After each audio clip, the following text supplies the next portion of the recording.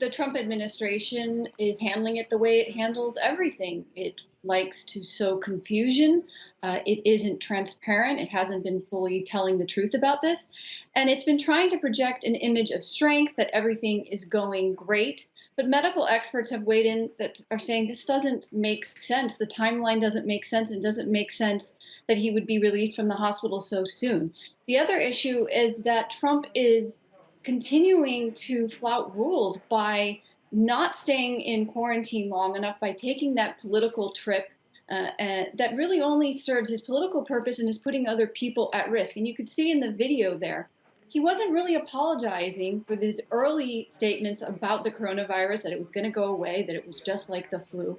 Instead, he continues to downplay it, and he's not really apologizing to the American public for not being truthful.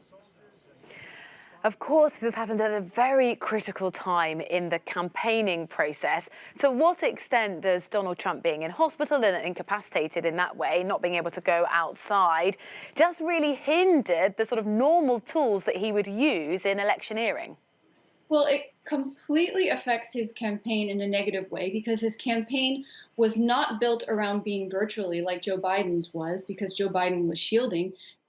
Trump likes to campaign in person. He likes to have a direct connection with people. And this makes this very difficult for him. And it's also difficult for him personally because he loves to be in front of his adoring fans. He needs to come from behind. This is going to make it very difficult to make any inroads in some of these swing states in the Midwest, like Michigan, Wisconsin, Pennsylvania. And he's not going to be able to campaign much in Florida.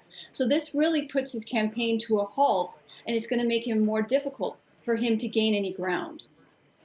How much, then, is this a window of opportunity for Joe Biden? How can he use this without appearing really crass? Well, it's a little bit difficult for Biden in that he can't take advantage and exploit this situation. But what it seems like his team is doing is just trying to emphasize why you should vote for Joe Biden, not go negative, trying to focus on what he can do for the country, and not go into negative attacks on Trump because Biden is ahead. So he really needs to just coast on this lead that he has and not make any missteps.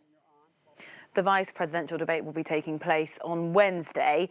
How much has this weekend's events just changed what kind of shape that debate will take now? Normally, the vice presidential debate is not as significant, not that important, doesn't get as many viewers, but I think a lot more people will be tuning in. Now we're seeing, because we have two presidential candidates that are in their 70s, they're older, that this vice presidential debate has a little bit more meaning, particularly now that Trump has contracted the coronavirus and was hospitalized and was incredibly sick.